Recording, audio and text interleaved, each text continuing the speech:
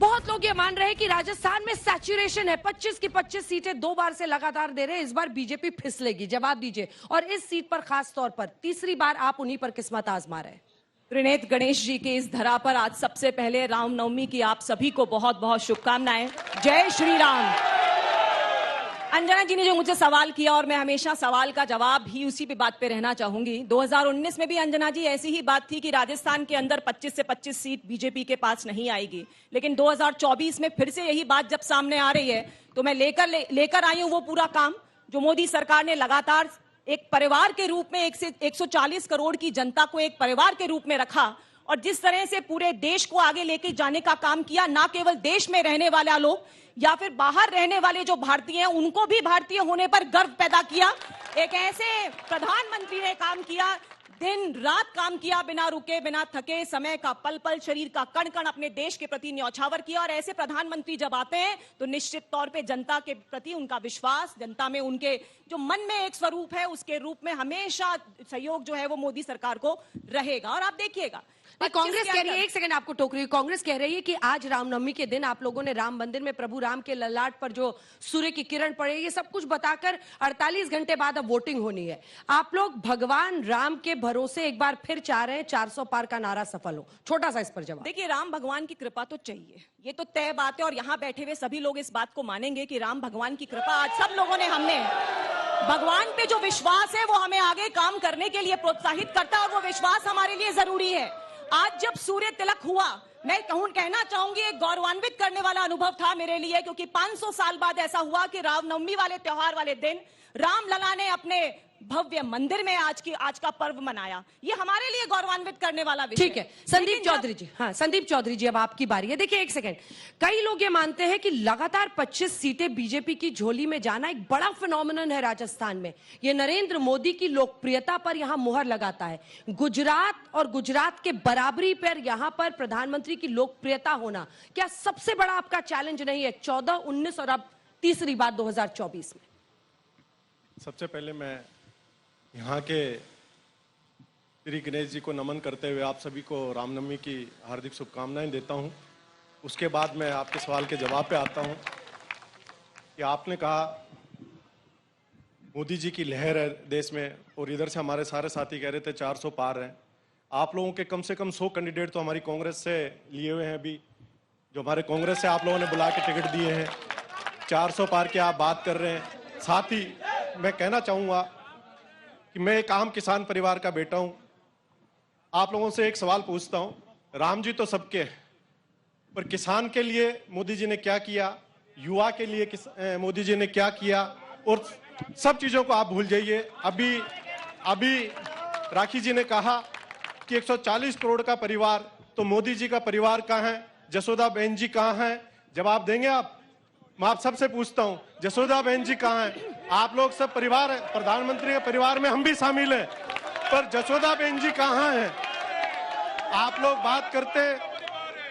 अंजना जी, मेरा ये कहना है कि भारतीय जनता पार्टी कहने को इनके पास कुछ नहीं है। ठीक, आप मंत्री भी रह चुके हैं। एक सवाल आपको टोक के, जैसे मैंने उनसे पूछा, एक सवाल आपको टोक के, निजी हमला सही है या गलत है, ये सवाल है। नहीं, निजी हमला क्या, मैं इन्होंने क्वेश्चन किया, एक आपको जवाब दिया, उस जवाब के बारे में मैंने भी एक क्वेश्चन पूछ लिया कि मोदी जी का 140 करोड़ का परिवार है, तो जसोदा बहन जी प्रधानमंत्री की लोकप्रियता, कांग्रेस की लड़ाई। छोटा सा जवाब। देखिए अंजना जी, जिसने सिर्फ परिवार की चाटुकारिता की हो, जिसके लिए एक परिवार, सबसे पहले प्रियंका गांधी यहाँ पर आती है, स्टेट देख कर जाती है। अगर एक बार इस राजस्थान की धरती पर बालिकाओं को देख जाती तो एनसीआरबी की रिपोर्ट में लगातार 4 बार में हम रेप में नंबर 1 नहीं आते।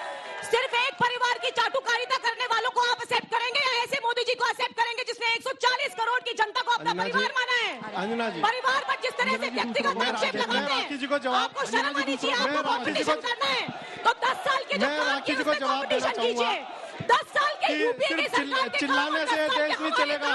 ये देश चलेगा किसान का भला करने से, ये देश चलेगा युवाओं का नौकरी देने से, ये देश चलेगा पेट्रोल डीजल सस्ता करने से, ये देश चलेगा गैस का सिलेंडर सस्ता करने से। नारे लगाने से देश नहीं चलेगा। सबके लिए हम लोगों ने काम किया, आप काम गिनाइए। सिर्फ नारे लगाने से ये देश नहीं चलेगा। सब देख रहे हैं इस बात को, एक परिवार के पीछे चलने वाले, 10 साल का साथ दीजिए देश को। के पीछे चलने वाले काला धन आया क्या, पेट्रोल डीजल कम किया क्या, परिवार जी का परिवार, हम सब मोदी जी का परिवार है। 140 करोड़ की जनता के लिए, उनके परिवार के लिए देखिए, लगातार काम करते इस बिना देश रुके, के बिना थके, मुद्दों पे छुट्टी आप बात मनाने नहीं कीजिए। आते। सिर्फ चिल्लाने सवाई से, माधोपुर में नारे आते हैं लगाने छुट्टी से मनाने। इस देश की कभी उन्नति नहीं पहुंचते होगी। थाईलैंड, छुट्टी सिर्फ मनाने नहीं चिल्लाने जाते, से, नारे लगाने और से जैसा देश मोदी की जी उन्नति कहते हैं, नहीं होगी। मौज करने नहीं आए हैं, काम करने आए और काम गिनाइए। आपसे किसान सवाल पूछ रहा है, किसान को जवाब दीजिए। आपसे युवा सवाल पूछ रहा है, युवा को जवाब दीजिए।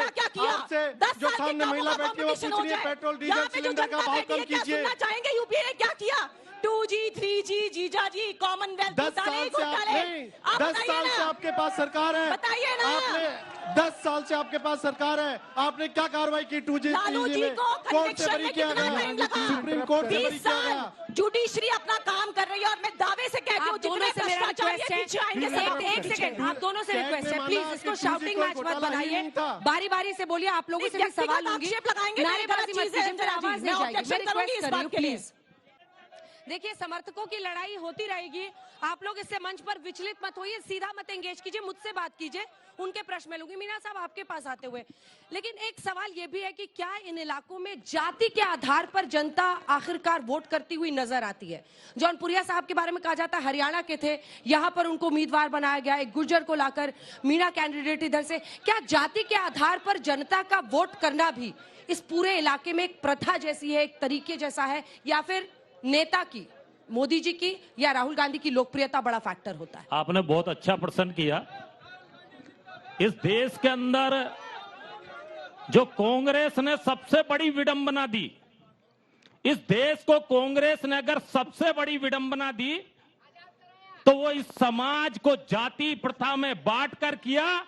और मोदी जी ने अगर कोई काम किया, आज मोदी जी का जो क्रेज है, आज मोदी जी के जो लहर है, आज मोदी जी के प्रति जो सहानुभूति है, वो यही है कि प्रत्येक भारतीय, प्रत्येक सनातनी ये सोचकर भाजपा को वोट करता है कि मैं इस देश के लिए, इस समाज के लिए कुछ न कुछ करने वाले उस व्यक्ति को तैयार करूंगा। इसलिए सवाई माधोपुर की भी जनता जात पात से ऊपर उठकर वोट करेगी और फिर एक बार इस सवाई माधोपुर की धरती पर मोदी जी के नेतृत्व में भगवा ध्वज लहराएगा, भाजपा का ध्वज लहराएगा। सुमित गर्ग साहब, आज ही राहुल गांधी ने कहा है कि 150 सीटों पर बीजेपी सिमट जाएगी। आपको ये व्यवहारिक लग रहा है आज की तस्वीर में? अंजना जी, सबसे पहले तो मैं आपकी टीम का राजा हमीर की धरती त्रिनेत्र गणेश की भूमि पर हार्दिक स्वागत करता हूं और मर्यादा पुरुषोत्तम श्री राम के जन्म दिवस पर सबको हार्दिक शुभकामनाएं प्रेषित करता हूं। मैं अपनी बात चालू करूं उससे पहले मैं पुरानी बात पर वापस आऊंगा। कहा गया निजी हमले नहीं होने चाहिए, मैं निजी रूप से इसके बहुत खिलाफ हूं। अंजना, निसंदेह नहीं होने चाहिए, लेकिन जब भी नहीं होने चाहिए, जब कांग्रेस पार्टी के एक बड़े नेता की पत्नी को 50 करोड़ की गर्लफ्रेंड कहा जाए, उसकी भी भर्त्सना होनी चाहिए। भर्त्सना जब भी होनी चाहिए जब देश के एक शहीद प्रधानमंत्री की पत्नी को विधवा कहा जाए, जब एक बड़े राज्य की मुख्यमंत्री को फुअड़ तरीके से दीदियो दीदियो दीदी कहा जाए। ये बिल्कुल निजी हमले नहीं होने चाहिए, इनकी भी भर्त्सना होनी चाहिए। अब मैं आता हूं आपके सवाल पर। आपने कहा 150 के नीचे उतरेगी बीजेपी। मेरे नेता ने कहा, नहीं कहा, राहुल गांधी ने कहा हाँ, मेरे 150 नेता के ने नीचे। कहा, आपने उसको मेरे से सवाल पूछा। हाँ। मेरे नेता ने कहा 150 के नीचे उतरेगी, बिल्कुल उतरेगी। मैं उसका सवाल का जवाब दे देता हूं। कैसे? हम नहीं कह रहे, ये बीजेपी के लोग ही कह रहे हैं।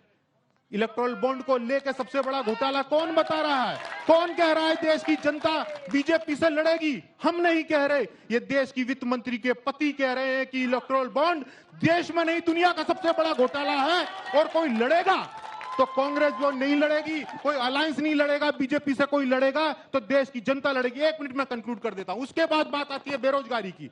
देश में बड़ा मुद्दा है, 8% से ज्यादा देश की बेरोजगारी दर है। इस बेरोजगारी को नहीं रोक सकते, ये किसने कहा? देश के प्रधानमंत्री के मुख्य आर्थिक सलाहकार ने कहा। प्लीज शाउटिंग मैच नहीं, प्लीज सर। देश के प्रधानमंत्री के मुख्य आर्थिक सलाहकार नागेश्वर क्या कहते हैं कि सोशियो इकोनॉमिक जो मुद्दे हैं हम खत्म नहीं कर सकती कोई सरकार, स्पेशली अनएम्प्लॉयमेंट, बेरोजगारी को। तो क्यों ना इस देश का राखी जी वो कह रहे हैं जनता वर्सेस सरकार ये लड़ाई हो रही है और इसीलिए इस बार बीजेपी फिसल जाएगी। और दूसरा उनका कहना है बेरोजगारी, महंगाई जैसे मुद्दों पर आपकी सरकार का क्या परफॉर्मेंस? बिल्कुल, मैं देखिए बहुत सारे डेटा अभी डॉक्टर साहब ने कहे, इनसे जरा पूछिए जनवरी 2014 के अंदर सिलेंडर की क्या रेट थी और आज की क्या रेट है। महंगाई का अंदाजा आपको लग जाएगा। 2010 में महंगाई की, अरे मैं बता देती हूँ, 1264 था, चेक कर लो। अभी मोबाइल है सबके पास। जनवरी 2014 में सिलेंडर का क्या रेट था और आज का रेट 806 रुपए। अरे संदीप, अभी बीच में बोलेंगे अंजना जी, क्या तरीका है ये? तो जो रेटें जनवरी में थी और आज की जो रेट है उससे अंदाजा लगाए। और डॉक्टर साहब ने जो डेटा बताया 2011 में 2012 में महंगाई की डबल डिजिट जो दर बढ़ रही थी, तब बात नहीं करेंगे। और आज महंगाई 5% के आसपास है कि नहीं अंजना जी, आप बता दीजिए। और यहाँ की जनता भी जानती है। और वो भी तब जब एक कोरोना जैसी वैश्विक महामारी से हम निकले, पूरे विश्व के अंदर किस तरह से बहुत सारे युद्ध हो रहे हैं, उसके बाद भी इसको अगर मेंटेन किया है तो वो भारतीय जनता पार्टी की भ्रष्टाचार फ्री नीतियां हैं। मोदी जी ने लगातार जिस तरह से घोटाले की बात कर रहे थे, घोटालों की सरकार से और क्या बात की जा सकती? जिसकी जैसी भावना होती है वैसे ही जबान पे निकलता है। लेकिन एक भी चीज प्रूव नहीं कर पाएंगे।